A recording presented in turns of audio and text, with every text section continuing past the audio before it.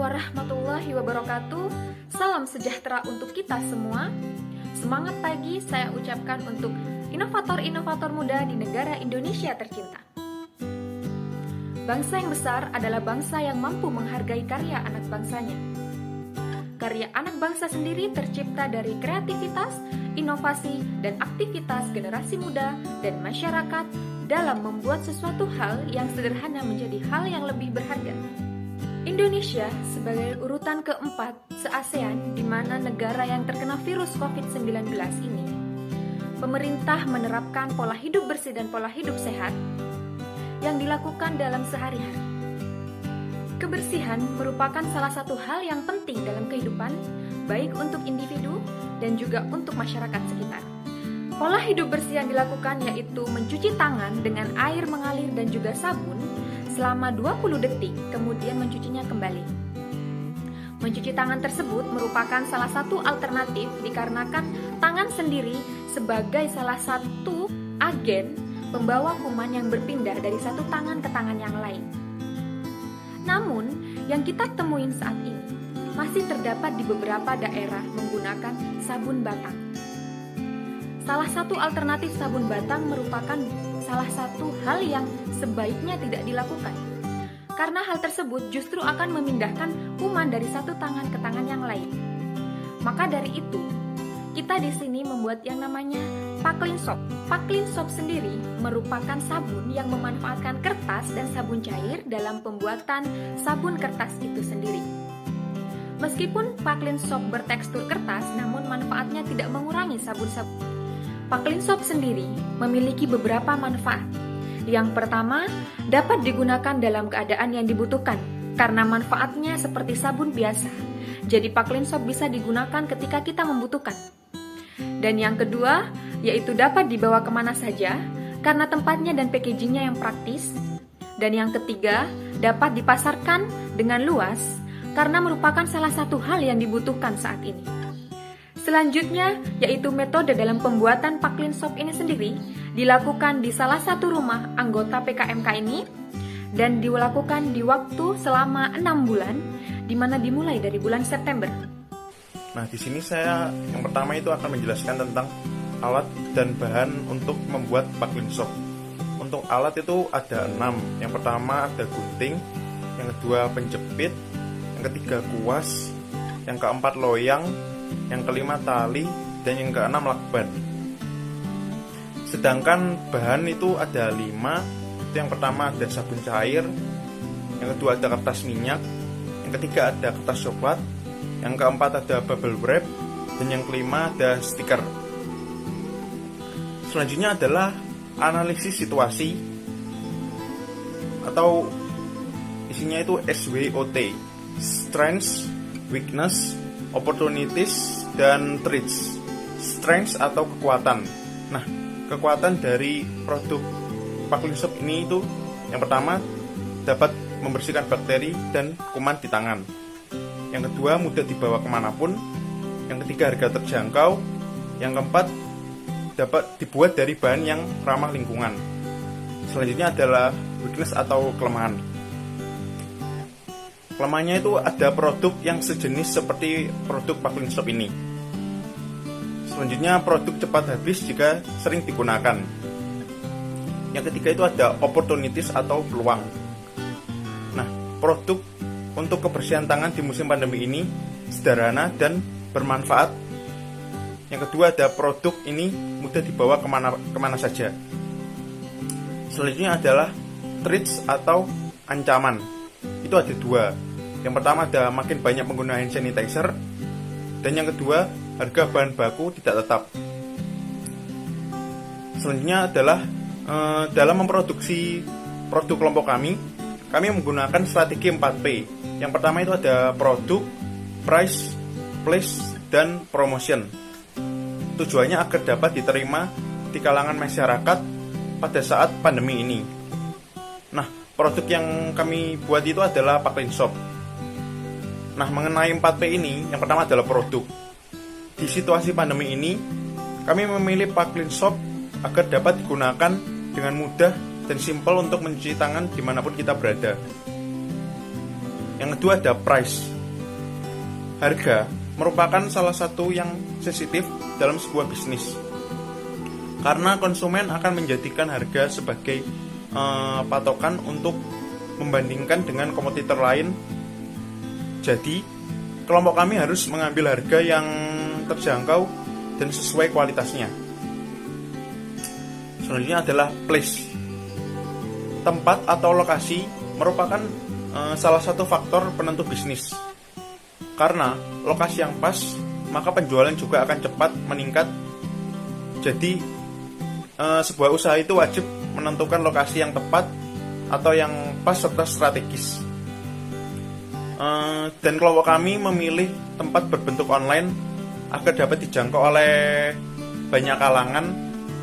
Tempat online yang kami pilih ini yaitu marketplace seperti Tokopedia.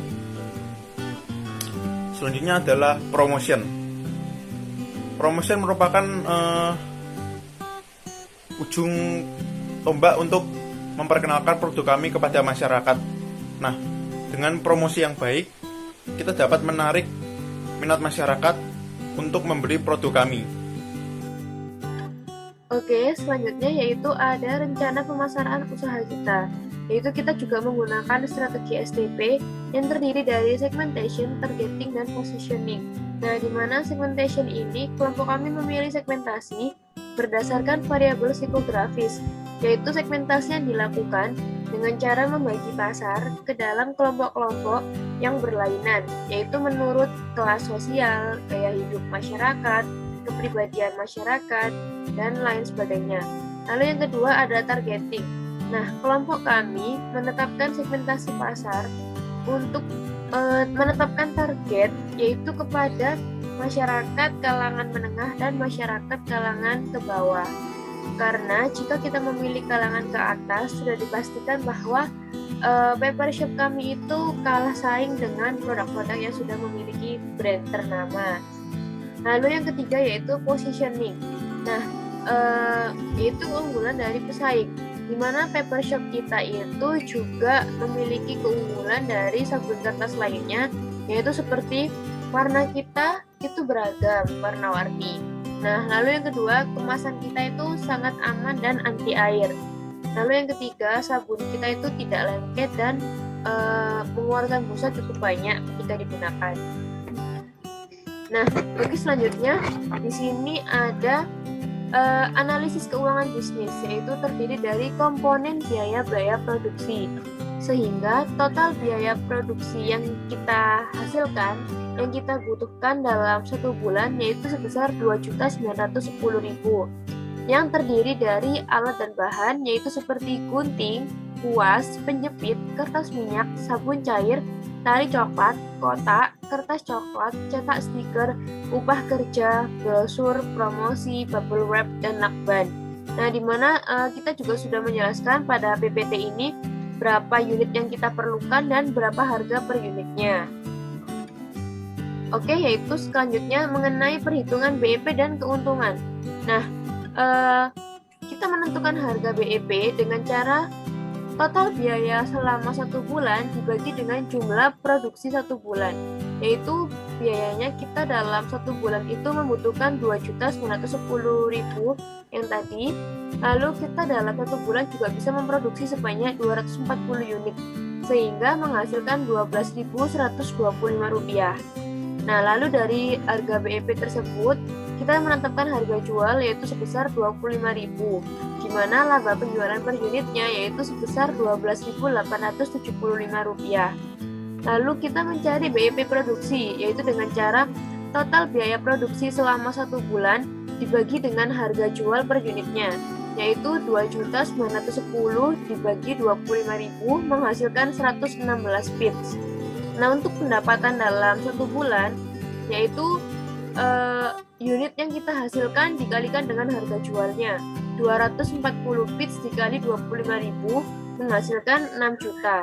Sehingga untuk mencapai titik impas dalam 1 bulan, kita harus menjual produk paper clean atau sabun kertas kami sebanyak 116 unit dengan harga jual 25.000. Selanjutnya saya akan menjelaskan tentang keberlanjutan usaha. Nama usaha yang kami pilih yaitu Magic Things, dan logo usahanya yang tertera di dalam PPT. Selanjutnya yaitu ada struktur tim organisasi dalam usaha kami.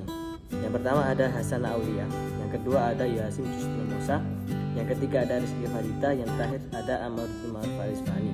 Kemudian uraian tugas, yaitu yang pertama ada Hasan Aulia, yaitu sebagai koordinator tim dan juga mengatur kegiatan manajerial.